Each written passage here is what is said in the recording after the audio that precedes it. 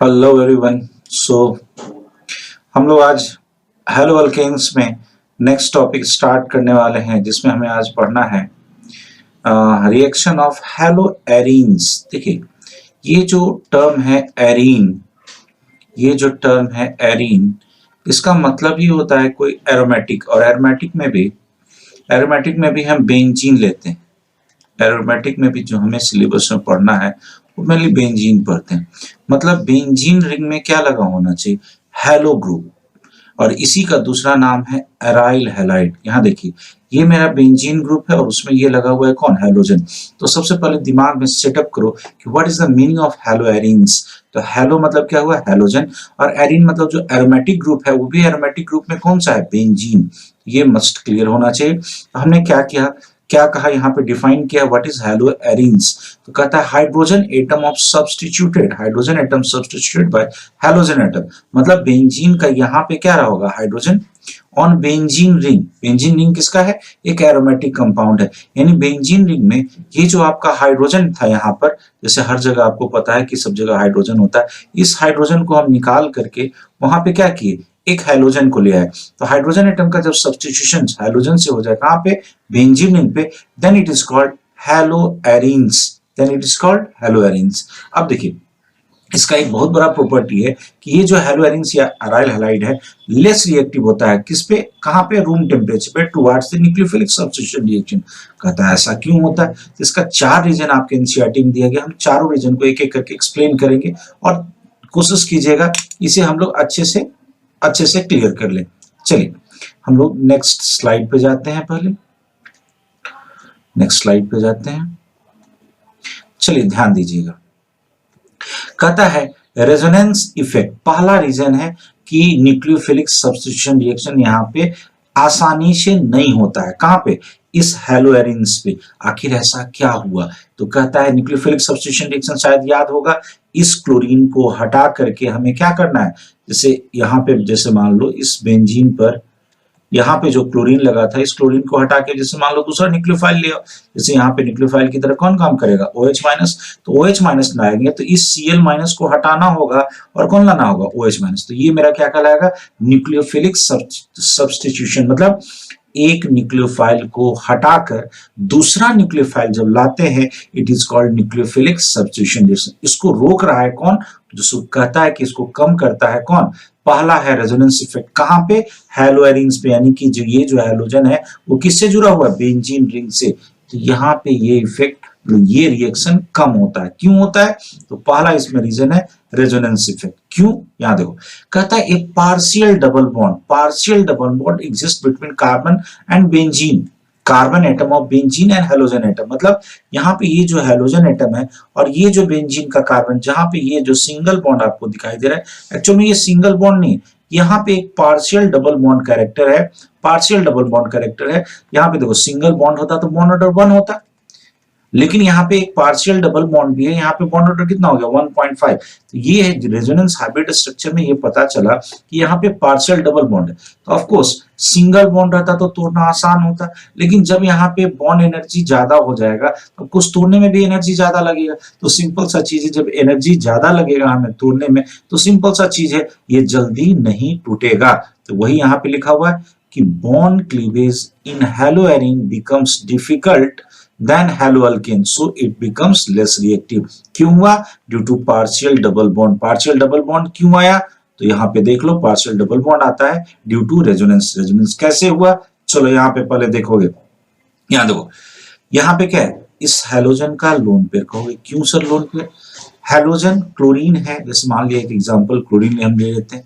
आपको पता है क्लोरीन का एटॉमिक नंबर 17 होता है, तो इसे हम कैसे लिखते हैं? 287। बाहर में वैलेंस इलेक्ट्रॉन कितना है? 7। 7 में से एक चला गया बॉन्ड में, तो ऑफकोर्स यहाँ पे 6 वैलेंस इलेक्ट्रॉन अभी भी बचे रहेंगे। तो यहाँ पर का लोन पेयर इलेक्ट्रॉन और इस कार्बन का पाई, यहाँ पे कौन सा कंजुगेशन है? लोन पेयर पाई कंजुगेशन है। कैसे कंजुगेशन? मतलब क्या होता है? आसपास। कंजुगेट मतलब क्या होता है? आसपास का पोजीशन।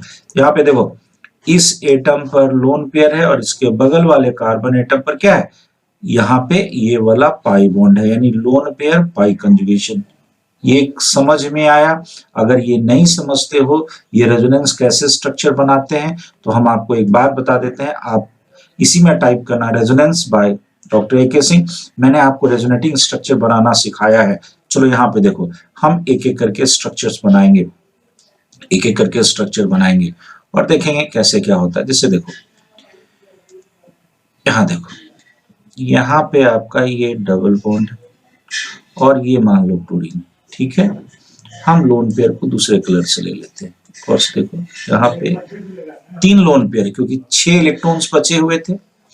अब यहाँ पे हमने कहा कि यहाँ पे जो कंजुगेशन है वो कंजुगेशन है आपका लोन पेयर पाई कंजुगेशन। कैसे? कोर्स देखो, इस क्लोरीन पे क्या है? लोन पेयर, और इस कार्बन पे यहाँ पे क्या है? पाई, ठीक है। तो लोन पेयर है तो ये डोनेट करेगा, और जैसे ही डोनेट करेगा तो यहाँ पे जब एक बॉन्ड बनने लगेगा तो कार्बन में 5 बॉन्ड अलाउड नहीं है, ये वाला पाई बॉन्ड शिफ्ट करके यहाँ जाएगा, ठीक है। ये जो साइन है आपका डबल, दोनों तरफ जो एरो लगा रहता है, this is the sign of resonance. अब चलो देखो क्या हुआ। सबसे पहले एक काम करो, जो आपका बेसिक स्ट्रक्चर है उसको बना के छोड़ दो, ठीक है। और जहां जहां बॉन्ड नहीं टूटा है उसको जस का तस बना दो। अब देखो यहाँ क्या हो, मैं कलर चेंज कर रहा हूं। यहाँ देखो, ये जब पाई बॉन्ड टूट गया, ये एरो पे ध्यान देना, ये जो पाई बॉन्ड टूट गया तो इस कार्बन पर अब बोलो कैसा चार्ज होगा? निगेटिव। क्लियर है? यहां से चूंकि इलेक्ट्रॉन चला गया तो इस पे कैसा होगा? पॉजिटिव। ये पॉजिटिव लोन पेयर को खींच लिया तो ऑफकोर्स यहाँ पे एक पाई बॉन्ड बन गया। पाई बॉन्ड बना, चूंकि ये क्लोरीन अपना एक इलेक्ट्रॉन दिया तो इस पे कैसा चार्ज? पॉजिटिव। ये क्लियर हुआ स्टेप। इस स्टेप को ढंग से समझना। ये पाई बॉन्ड यहाँ शिफ्ट किया तो यहाँ निगेटिव, यहाँ से इलेक्ट्रॉन चला गया तो यहाँ कैसा हो गया था? पॉजिटिव। ये पॉजिटिव इसके लोन पेयर को जैसे ही खींचा, यहाँ पे क्या बन गया? एक पाई बॉन्ड। ये वाला पाई बॉन्ड दूर से दिखा देते हैं, मोटा कर देते हैं, ये पाई बॉन्ड बना, और ये चूंकि अपना इलेक्ट्रॉन दे दिया तो कैसा हो गया? Plus charge. अब यहाँ पे फिर आगे रेजोनेंस कैसे होगा? यहाँ देखो, यहाँ अनायन है और यहाँ क्या है? पाई। अब यहाँ होगा अनायन पाई कंजुगेशन। अनायन पाई कंजुगेशन हमने आपको कभी सिखाया था कि कटायन के केस में सिंगल एरो लेते हैं, बाकी सब जगह 2 एरो लेते हैं। तो जैसे ही 2 एरो आएगा, यहाँ देखो, ये अगर अनायन यहाँ शिफ्ट करेगा तो इस पाई बॉन्ड को यहाँ शिफ्ट करा देगा। This is the sign of resonance. एक बेंजीन का, एक पहले साइक्लोहेक्सेन का एक बैकबोन बना दो, उसमें यहाँ क्लोरीन लगा दो, ठीक है। जहां जहां यहाँ पाई बॉन्ड था, थोड़ा सा डीप कलर लेते हैं, यहाँ पाई बॉन्ड बना देते हैं। अब सोचो, यहाँ पाई बॉन्ड पहले से था, ये पाई बॉन्ड शिफ्ट किया, बोलो यहाँ पे कैसा चार्ज? माइनस। यहाँ पे कैसा होगा? प्लस। ये प्लस इस माइनस को खींच लिया, यहाँ क्या बन गया? Pi bond. ये क्लियर हुआ। इस क्लोरीन पे पहले से कैसा चार्ज था? प्लस। फिर अब सोचो, यहाँ माइनस है और यहाँ पाई है, तो क्या होगा? फिर होगा मेरा अनायन पाई कंजुगेशन। कितना एरो? 2 एरो। ये जैसे ही यहाँ शिफ्ट करेगा तो यहाँ माइनस, यहाँ प्लस, ये प्लस इस माइनस को खींच लेगा। बेटा बनाना सीखो, नहीं आता है मैं फिर कह रहा हूं, आप पीछे जाओ, resonance by doctor AK. Singh type करो, और उसमें जो रेजोनेंस निकल के आएगा, मैंने रेजोनेटिंग स्ट्रक्चर पढ़ा रखा है, वहां जाके एक बार अच्छे से पढ़िएगा, सब चीज क्लियर हो जाएगा। चलो, यहाँ पे जहां जहां हो गया था उसको मैं छोड़ देता हूँ, बाकी सबको अलग कलर में लेता हूँ। चलो ये देखो, ये पाई बॉन्ड शिफ्ट करेगा, बोलो यहाँ कैसा चार्ज? माइनस। यहां से सोचो, यहां से चला गया तो प्लस, इस माइनस को खींच लेगा, यहाँ भी क्या बन गया? पाई बॉन्ड, ठीक है। फिर यहाँ आया अनायन पाई कंजुगेशन। कहोगे कैसे? इस पे देखो, इस पे क्या है? अनायन, और इस क्लोरीन पे क्या है? पाई। फिर क्या होगा? ये क्लोरीन को ये पाई अपना इलेक्ट्रॉन दे दिया तो ये वाला माइनस वहां वापस चला जाएगा। चलो सोचोगे मेरे साथ। पहले सबसे पहले एक साइक्लोहेक्सेन का एक बैकबोन बना, उसमें यहाँ क्लोरीन लगा दो। चलो, जहां जहां पाई बॉन्ड है उसको छोड़, कलर बदलते हैं। अब बोलो, इस क्लोरीन को वापस दे दिया इलेक्ट्रॉन, यहाँ पे लोन पेयर फिर से सारा का सारा मेंटेन हो गया। अब यहाँ पे सोचो, यहाँ पर से इलेक्ट्रॉन चला गया तो पॉजिटिव, यहाँ था निगेटिव, पॉजिटिव निगेटिव मिलके पे क्या बन गया? पाई।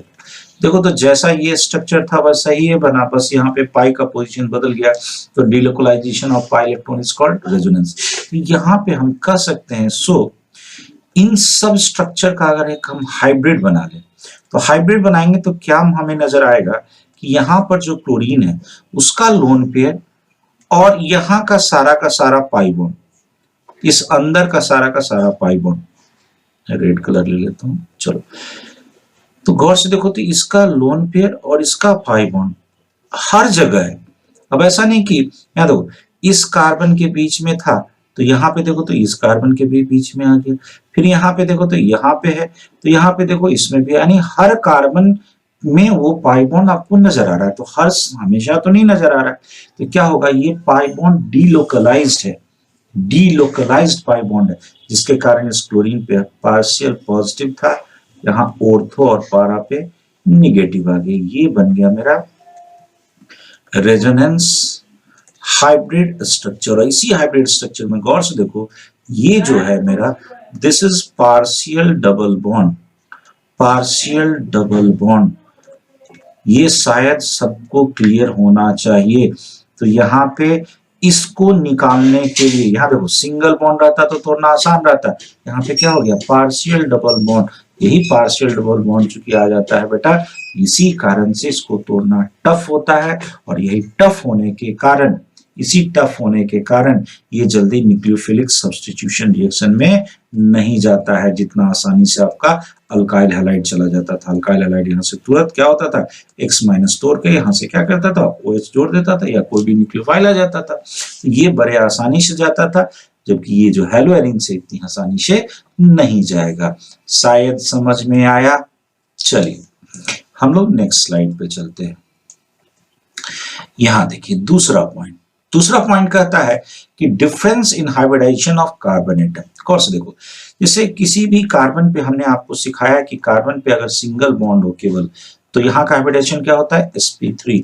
कभी हमने आपको सिखाया कि डबल बॉन्ड है तो डबल बॉन्ड में sp2, और अगर ट्रिपल बॉन्ड है तो यहाँ पे sp होता है, याद आया।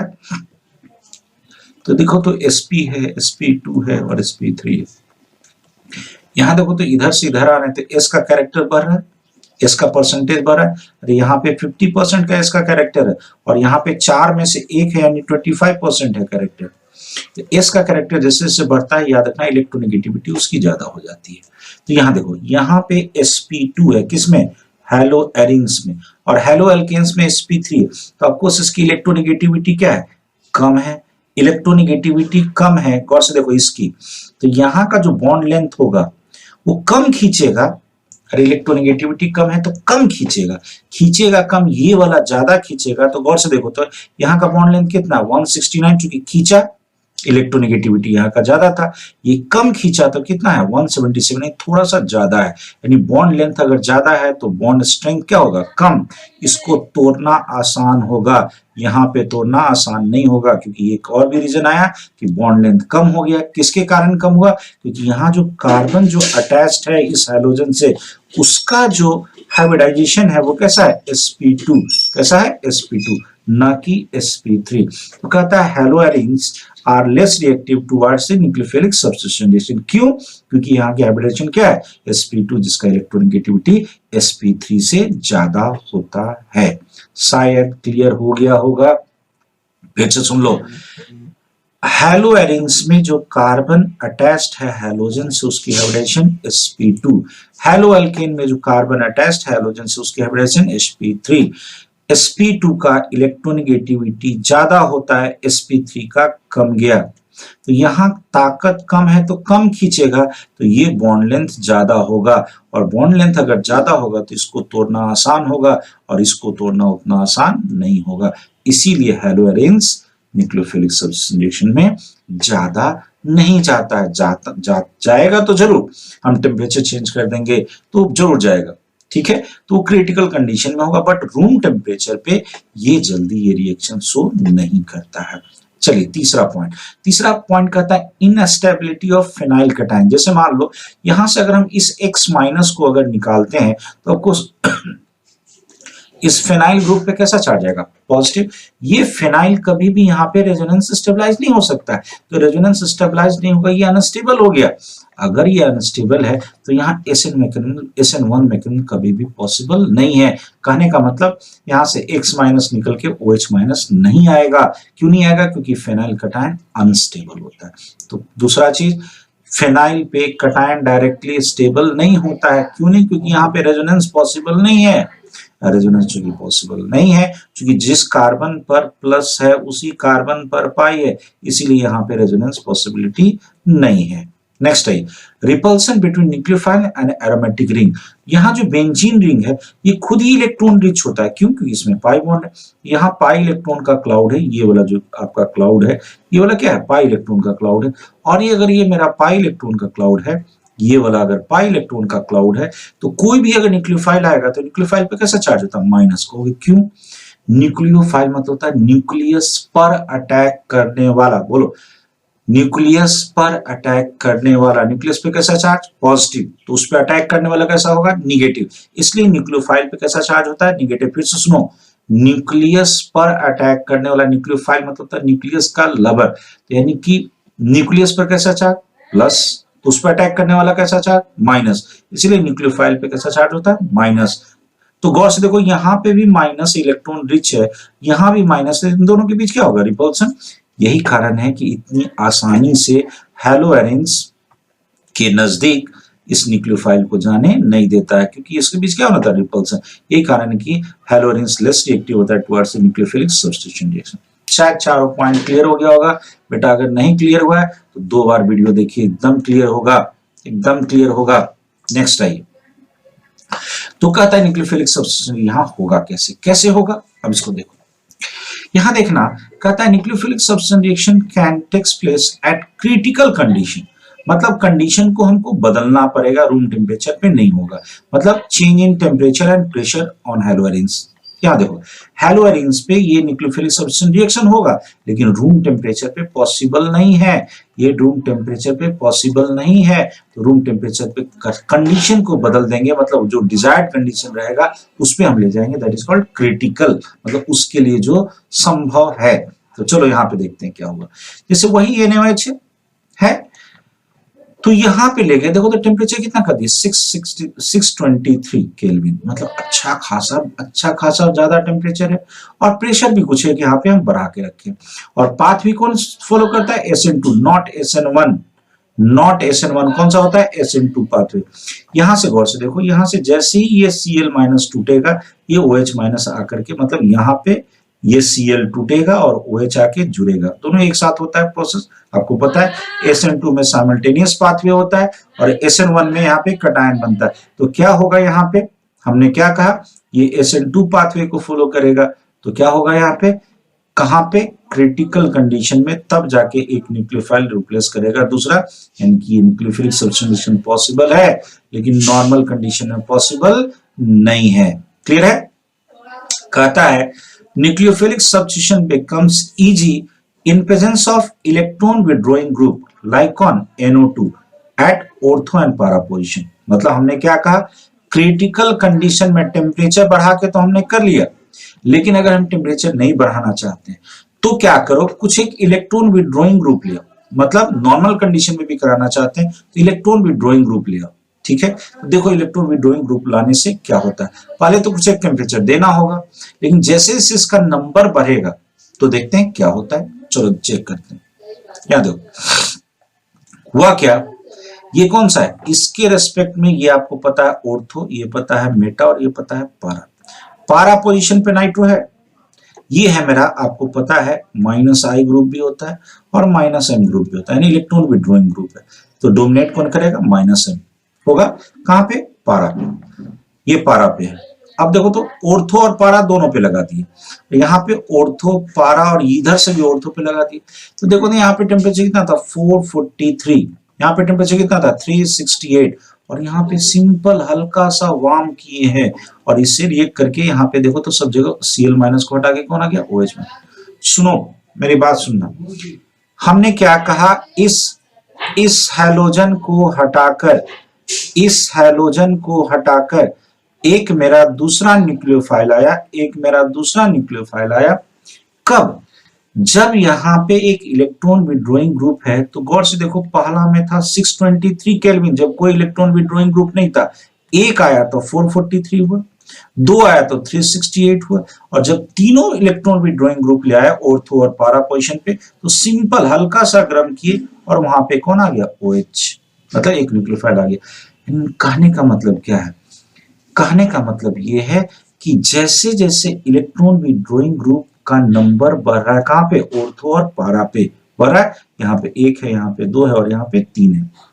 ये आसानी से न्यूक्लियोफिलिक सब्स्टिट्यूशन रिएक्शन पॉसिबल है, मतलब इस न्यूक्लियोफाइल को हटा के दूसरा न्यूक्लियोफाइल आसानी से आ सकता है, आ सकता है। और जब तीनों जगह NO2 लगा हुआ है और तब क्लोरीन को हम हटा करके OH लगा दिए, तो ये है मेरा 2,4,6 ट्राइनाइट्रोफेनॉल, 2,4,6 ट्राइनाइट्रोफेनॉल, और इसका कॉमन नेम है पिक्रिक एसिड। ये आपका पूछा हुआ क्वेश्चन है बेटा, कि पूछा था चार मतलब नाम दिया हुआ था, पूछा था कौन ऐसा ऑर्गेनिक एसिड है जिसमें COH ग्रुप नहीं होता है, तो वो यही है पिक्रिक एसिड। पिक्रिक एसिड क्या है, दिस एक्चुअल में फेनॉल, ये एक्चुअल में फेनॉल है। फेनॉल कौन सा है, 2,4,6 ट्राइनाइट्रोफेनॉल, अच्छा खासा स्ट्रॉन्ग फेनॉल हो जाता है और इसकी एसिडिक कैरेक्टर बहुत ज्यादा हो जाती है। NO2 चूंकि इलेक्ट्रॉन विड्रॉइंग ग्रुप है, अच्छा खासा खींचता है, तो ये एसिडिक नेचर का हो जाता है, ये ऑर्गेनिक एसिड हो जाता है। तो चलो फिर से एक बार इसको रिवीजन करो, हमने क्या कहा, चलो यहाँ देखना, ध्यान देना, प्रीवियस स्लाइड में जाओ। Nucleophilic substitution reaction critical condition में होता है, कहाँ पे, हैलोजेंस, मतलब एक सर्टेन टेम्परेचर देना पड़ा तब पॉसिबल हुआ, ऐसे पॉसिबल नहीं हुआ क्योंकि यहाँ पे पार्शियल डबल बॉन्ड था। क्लियर है, अब आगे आते हैं। अब कहता है दूसरी स्लाइड में जो ये पॉसिबल है, मतलब नॉर्मल कंडीशन में भी हल्का सा गर्म करने पे भी पॉसिबल है, कब, इलेक्ट्रॉन विड्रॉइंग ग्रुप लाओ, कहाँ पे, ऑर्थो और पारा पे। तो यहाँ था आपका पारा पे, यहाँ ऑर्थो पारा दोनों पे है, और यहाँ दोनों ऑर्थो पे है और एक पारा पे है। अब जब हम इसको चेंज कर रहे हैं, जैसे ही हम इसको इस NaOH में हम डालते हैं, जैसे ही डालते हैं तो ये आपका OH ग्रुप, ये आपका रिप्लेसमेंट हो गया, न्यूक्लियोफिलिक सब्स्टिट्यूशन हो गया, हो गया। यहाँ पे देखो 443 पे था जब एक पोजीशन पे था, यहाँ 368 पे है जब दो पोजीशन पे है, और यहाँ जब 3 पोजीशन पे है तो हल्का सा वार्म की ये रिप्लेस कर दिया। इसका नाम है picric acid, this is the acid without COH group, this is 2,4,6 ट्राइनाइट्रोफेनॉल। बेटा लिख के एक बार ढंग से याद करो, बड़े आसानी से याद हो जाएगा। चलो, कहता है nucleophilic substitution effect is supported when NO2 group is introduced at ortho and para position, जो हमने आपको बताया, ये सपोर्ट करता है कब, जब ऑर्थो और पारा पोजीशन पे आया। No effect on reactivity of halogens when NO2 is at, कहां पे, मेटा पोजीशन। जब NO2 मेटा पोजीशन पे रहेगा तो ये कोई सपोर्ट न्यूक्लियोफिलिक सब्स्टिट्यूशन में नहीं करता। ये बड़ा इंटरेस्टिंग चीज है, आपके NCERT में इसको बड़े अच्छे से बना के दिया है, हमने भी यहाँ आपको बनाया है। यहाँ देखो, जैसे हमने आपको यहाँ पे अभी पारा पे लिया, ये पारा पे लिया, इसको हम समझाते हैं, ये वाला मैं आपको बाद में समझाऊंगा, पहले देखो मैं इसको बना के बताता हूँ। चलो यहाँ ध्यान देना, जैसे हमने आपको बताया है वहां, ध्यान देना, यहाँ पे आपका NO2 अटैच्ड है, इधर लगा दो,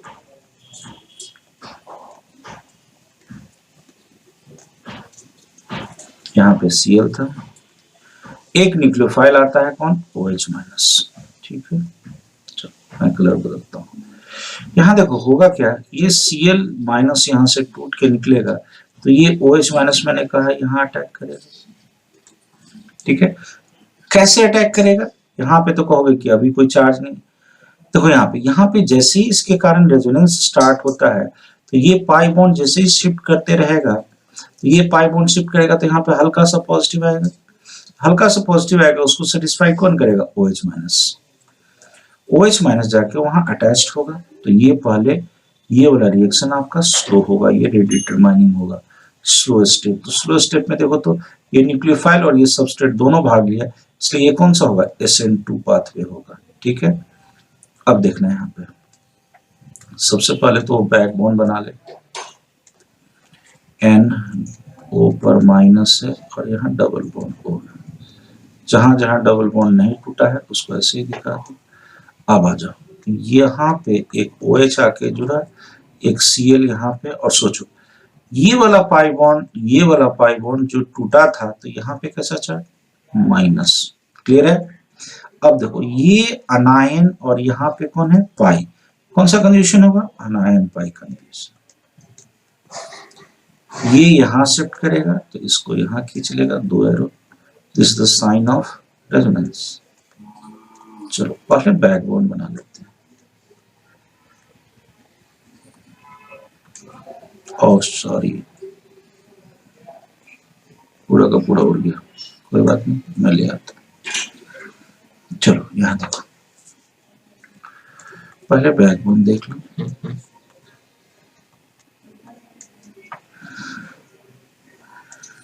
यहाँ Cl और OH, कलर बदल लेता हूँ। यहाँ देखो, ये पाई बॉन्ड जैसे शिफ्ट किया तो इस कार्बन पे निगेटिव चार्ज होगा, और ये जैसे शिफ्ट किया तो यहाँ पे कौन आ गया, पाई। यहाँ पे ये कुछ नहीं है। अब देखो, यहाँ जब ये निगेटिव आया तो ये negative it can be balanced by this double bond, this pi also. मतलब ये क्या है, यहाँ पे अनायन पाई कंजुगेशन इस रिंग में तो है ही, ये मेरा अनायन है, यहाँ पे क्या है, पाई। ये वाला देखो, ये वाला तो सेटिस्फाई कर ही रहा, ये अनायन ये पाई, और इस अनायन को ये NO2 भी सेटिस्फाई कर रहा है। गौर से देखो, ये वाला पाई। तो ये जो निगेटिव चार्ज है कहाँ पे, जब ये कहाँ पे आया था बोलो, इसके रेस्पेक्ट में ये कौन सा है, पारा पोजीशन। तो पारा पे जब आया था तो ये जो, गौर से देखो, नाइट्रो ग्रुप जो पारा पे लगा हुआ था, ये इस नाइट्रोजन को एक और, मतलब ये साइकिल से बाहर वाला रेजोनेंस में भी सपोर्ट कर रहा है। तो साइकिल से जब बाहर वाला रेजोनेंस में सपोर्ट कर रहा है, तो बेटा कहने का मतलब क्या हुआ, समझना। यहाँ पे साइक्लिक रेजोनेंस भी पॉसिबल है, और ये it can be balanced by the NO2 group, जो कि -M ग्रुप भी है और -I ग्रुप भी, यानी इलेक्ट्रॉन डेंसिटी को ये बैलेंस कर रहा है। ठीक है, अब अनायन पाई कंजम्पशन सोचो, यहाँ पे ये इसको खींच लेगा, ये इसको कलर बदल देता हूं, ये इसको खींच लेगा, थोड़ा सा अजीब सा हो गया, चलो कोई बात नहीं। पहले बैकबोन बनाओ, Cl OH Cl, यहाँ NO2 लगा दो, माइनस डबल बॉन्ड को, यहाँ लोन पेयर है, यहाँ पाई बॉन्ड, यहाँ पाई बॉन्ड, यहाँ पाई बॉन्ड। और अब सोचना है, यहाँ कैसा चार्ज है, निगेटिव, यहाँ कैसा चार्ज है, निगेटिव है। ये पाई बॉन्ड शिफ्ट किया, और ये जब पाई बॉन्ड शिफ्ट किया तो यहाँ पे था पॉजिटिव, इस पॉजिटिव के कारण ये वाला जो पाई निगेटिव था, ये वाला निगेटिव, और इसके साथ मिलकर के क्या बना लिया, यहाँ पाई बॉन्ड बनाया। अब देखो क्या होगा, अब इसके बाद क्या होगा, यहाँ पे फास्ट स्टेप होगा। देखो कैसे, ये Cl माइनस जैसे ही यहां से टूटेगा तो इस पे कैसा चार्ज आएगा, प्लस, इस OH माइनस को ये खींच लेगा। मतलब ये Cl माइनस यहां से टूट गया, इस पे आ गया मेरा OH के पूरी तरह से, यहाँ पॉजिटिव चार्ज बाद में सोचेंगे, पहले यहाँ पे मैं NO2 लगा दूं, ऊपर माइनस डबल बॉन्ड को।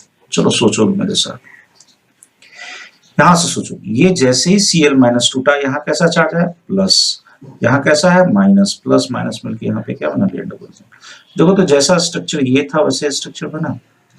यहाँ पे बस याद क्या रखना है, ये जो NO2 ग्रुप कहाँ पे अटैच्ड है, पारा पे, तो इस निगेटिव चार्ज को ये बैलेंस कर रहा है, मतलब इलेक्ट्रॉन का डेंसिटी को रिंग पे कम कर रहा है। सेम गौर से देखो, यहाँ पे ऑर्थो पे यहाँ भी है, और यहाँ भी ऑर्थो पे, अरे है, यानी ऑर्थो पे भी अगर NO2 अटैच रहता, यहाँ पे भी अगर NO2, यहाँ पे भी मान लो अगर NO2 हम अटैच कर देते यहाँ पे भी, तो यहाँ पे भी क्या होता, इस NO2 पे भी ये निगेटिव चार्ज क्या होता है, रेजोनेंस में रहता। मतलब NO2 कहाँ पे, फिर से बोलोगे, NO2 कहाँ पे, पारा पोजीशन पे, और ये वाला ऑर्थो पे या यहाँ ऑर्थो पे रहता, तो वो उस निगेटिव चार्ज को कम करता, मतलब इलेक्ट्रॉन डेंसिटी को कम करता। और जब अगर इलेक्ट्रॉन डेंसिटी को कम कर देता तो यहाँ पे न्यूक्लियोफिलिक सब्स्टिट्यूशन आसानी से हो सकता था। कहाँ पे, ऑर्थो और पारा पे, जो कि मेटा पे पॉसिबल नहीं है। क्यों नहीं है वो भी हम देखते हैं। तो चलिए पहले अब हम इसको एक बार फिर से रिवीजन करा देते हैं आपको। चलिए वापस हम गए उसी स्लाइड पे। यहाँ देखो, ये मेरा न्यूक्लियोफाइल था, ये जैसे ही अटैक करेगा, कैसे, ये Cl निकलने की कोशिश करेगा तो हल्का सा पार्शियल वहां पे पॉजिटिव आएगा। यहाँ जैसे ही अटैच हुआ, कैसे अटैच हुआ, ये पाई टूटा, यहाँ माइनस तो यहाँ प्लस। यहाँ देखो, ये अनायन और ये पाई, कितना एरो, 2 एरो। अब यहाँ पे माइनस आ गया, ये माइनस हमने कहा अनायन पाई कंजुगेशन, ये इसके साथ इस पाई के साथ भी है और इस पाई के साथ है, मतलब this negative charge can also be balanced by the NO2 group by the resonance. ठीक है, फिर जब ये पाई बॉन्ड यहां शिफ्ट करेगा तो यहां भी माइनस है, मतलब माइनस गौर से देखो, इस ऑर्थो पोजीशन पे भी है और इस ऑर्थो पोजीशन पे भी, यानी ऑर्थो, दोनों ऑर्थो और इस पारा पे NO2 ग्रुप अगर लगा रहेगा तो कह सकते हो NO2 ग्रुप का इफेक्ट कहाँ कहाँ होता है, ऑर्थो और पारा पे, किसके कारण, due to resonance, due to resonance, जो नेगेटिव चार्ज आता है रिंग पे that can be balanced by the NO2 group. Clear है, ये चीज क्लियर है। चलिए अब हम लोग आगे बढ़ते हैं। एट मेटा पोजीशन, हमने आपको कुछ देर पहले कहा मेटा पोजीशन पे रेजोनेंस नहीं होगा, मतलब मेटा पोजीशन पे अगर NO2 ग्रुप रहेगा तो वो सपोर्ट नहीं करता है न्यूक्लियोफिलिक सब्स्टिट्यूशन रिएक्शन। क्यों नहीं करता है, गौर से देखो, सेम ही OH ग्रुप को अटैक करा, यहां माइनस है, ये कहां पे है, ऑर्थो पे। गौर से देखो NO2 ग्रुप मेरा यहाँ है, यहाँ पे एक पाई बॉन्ड, NO2 ग्रुप मेरा यहाँ है, गौर से देखो यहाँ पे ये क्या हुआ, अनायन पाई कंजुगेशन। कैसे, अनायन पाई कंजुगेशन कहोगे कैसे, याद ध्यान देना, यहाँ पे माइनस है और ये वाला पाई इसको रेजोनेंस में ले जा रहा है, ना कि NO2 का पाई, तो यहाँ साइक्लिक रेजोनेंस ही होगा। यहाँ पे केवल क्या हुआ, साइक्लिक रेजोनेंस हुआ, यहाँ पे रेजोनेंस NO2 के कारण पार्टिसिपेट नहीं किया, क्योंकि गौर से देखो यहाँ पे इस कार्बन पे पाई चाहिए जो कि नहीं है, यहाँ पे NO2 के साइड में, यहाँ नाइट्रोजन पे है, इधर पाई है तो साइक्लिक रेजोनेंस होगा। फिर यहाँ पे देखो, यहाँ पे देखो इस पारा पे आ गया, फिर ये पार्टिसिपेट करके कहाँ चला गया, ऑर्थो, यानी ऑर्थो और पारा पे ही होगा, इसमें जहां पे NO2 ग्रुप अटैच्ड है। गौर से देखो NO2 ग्रुप जहां पे है वहां पे उस कार्बन पे निगेटिव चार्ज नहीं आ रहा है, जिसके कारण मेटा पोजीशन का निगेटिव चार्ज NO2 बैलेंस नहीं करता है, इसलिए मेटा पोजीशन पे NO2 इफेक्टिव नहीं है, किसमें, न्यूक्लियोफिलिक सब्स्टिट्यूशन, केवल और केवल कहां पे होता है, ऑर्थो और पारा पे। इसको आप बनाना सीखो, मैं बार बार कह रहा हूं, इसको आप बनाना सीखो। चलो एक बार हम लोग सोचते हैं, बनाते हैं, क्योंकि बहुत लोग कहता है ना कि नहीं सर जब तक बनाएंगे नहीं तब तक होगा नहीं। चलो बनाते हैं। यहाँ देखो ये मेरा बेंजीन है, यहाँ क्लोरीन लगा दो और यहाँ NO2 लगा दो, ठीक है, NO पर माइनस डबल बॉन्ड O और यहाँ पे 1 पाई 2 पाई 3 पाई, चलो OH माइनस ले आओ, ये पाई बॉन्ड जैसे ही शिफ्ट करेगा यहाँ तो यहाँ माइनस, तो यहाँ हल्का से क्या आएगा, प्लस, उस प्लस पे ये जाके अटैक किया न्यूक्लियोफाइल। ये आपका स्लो स्टेप होगा, फास्ट नहीं होगा, स्लो होगा। क्यों स्लो होगा, क्योंकि बॉन्ड का क्लीवेज है, क्योंकि दोनों पार्टिसिपेट करा तो ये भी कैसा होगा, SN2 पार्ट। हम सोच के चल रहे हैं कि वैसा हो रहा है। चलो सोचो, यहाँ पे NO2 अटैच्ड है, माइनस इस पे प्लस होगा, जहां जो अटैच्ड है उसको पहले अटैच करो, यहाँ OH आके जुड़ गया यहाँ से। चलो सोचो, मेरे साथ सोचोगे, यहाँ पे देखना ये पाई बॉन्ड टूटा तो यहाँ माइनस था, यहाँ प्लस था, तो OH आके जुड़ गया। अब गौर से देखो ये वाला माइनस यहाँ के पाई से रेजोनेंस में जाएगा, मतलब अनायन पाई कंजुगेशन। ये जो अनायन पाई कंजुगेशन है ये कैसा है, ये है मेरा साइक्लिक रेजोनेंस में, साइक्लिक रेजोनेंस में। चलो एक बना के देख लो, this is the sign of resonance. Cl और OH लगा देते हैं, यहाँ पे OH है, यहाँ पे Cl है, इस पाई को यहाँ रहने दो, यहाँ पे जो NO2 अटैच्ड है उसको रहने दो। चलो सोचो मेरे साथ, यहाँ पर जो निगेटिव था, कलर बदलते, ये जो निगेटिव था और ये जो पाई था, तो ये पाई जब यहाँ शिफ्ट करेगा तो इस निगेटिव को खींच लेगा, तो यहाँ बन गया मेरा पाई बॉन्ड, और ये जो पाई था, ये वाला पाई, ये शिफ्ट करके यहाँ आ गया, यहाँ पर आ गया। फिर से देखो ये मेरा अनायन है और इसके बगल में पाई है, क्या होगा मेरा अनायन पाई कंडीशन, कितना एरो, 2 एरो, एक एरो से ये यहां शिफ्ट करेगा और ये एक इसको खींच लेगा। चलो एक और स्ट्रक्चर बनाते हैं, हम ढंग से सोचते हैं। OHCl, यहां मेरा NO2 अटैच्ड है।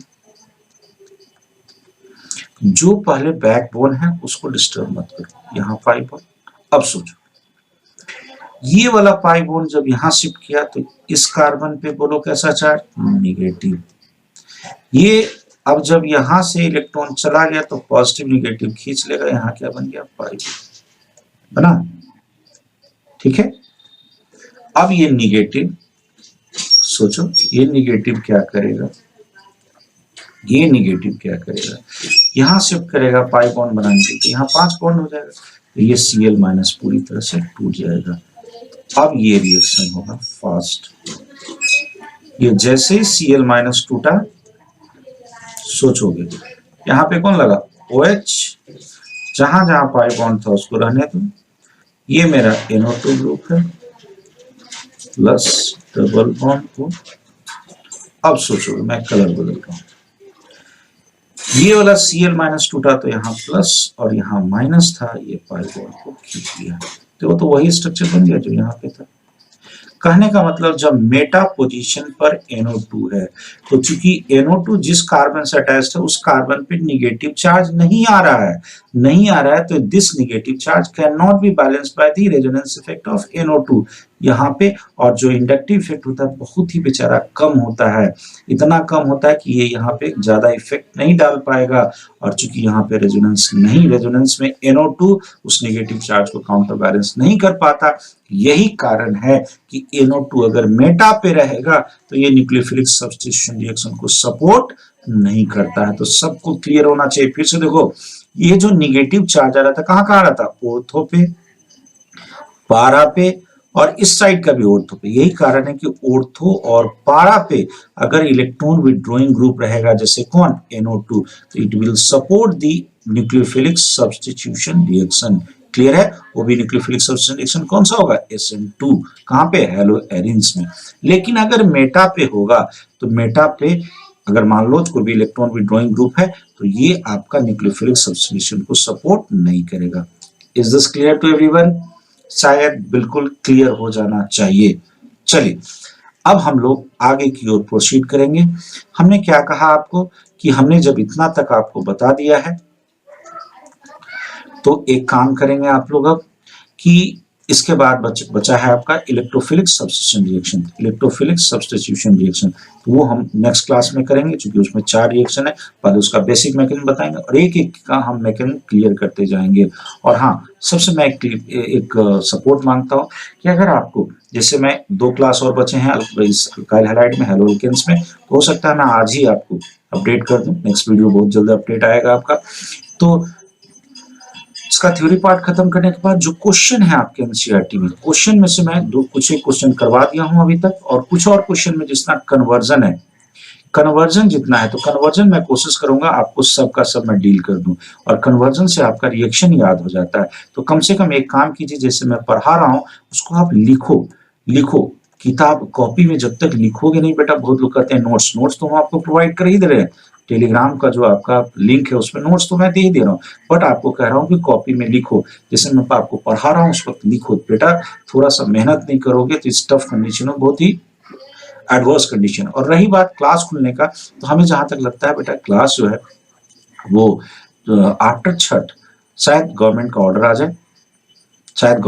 जाए, क्योंकि यहाँ पे जैसा अभी कंडीशन है, जो इलेक्शन का समय है, इलेक्शन के बाद जैसा भी होगा गवर्नमेंट की फॉर्मेशन होगी और उसके बाद ऑर्डर तो हमें मिलना ही है।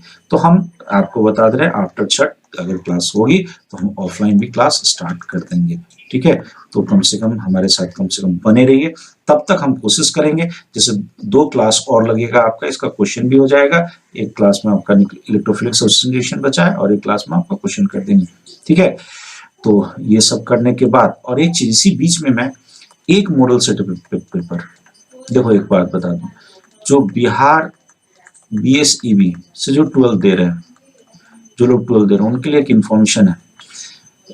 एक ही मॉडल सेट पेपर अपलोड हुआ है उसके साइट पे, मतलब आपका जो ये जो BACB का साइट है, इसमें एक ही model set paper for 2021 examination के आया है। और इस बार जैसे हमने प्रेस वालों से पूछा था, जो लोग इसका काम करते हैं, उन्होंने बताया कि सर इस बार मॉडल सेट नहीं आएगा, इस बार मॉडल सेट नहीं देगा।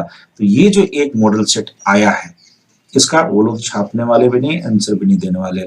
इसका मैं क्वेश्चन आंसर अभी से मैं करा दूंगा, क्वेश्चन आंसर अभी से मैं करा दूंगा धीरे धीरे करके, ताकि आप पूरा का पूरा उसे याद कर जाओ, अच्छे से याद कर जाओ। क्योंकि एक ही सेट है, तो इतना तो मुझे पता है कि 50% क्वेश्चन यहीं से रहेगा, 50% तो क्वेश्चन यहीं से रहेगा।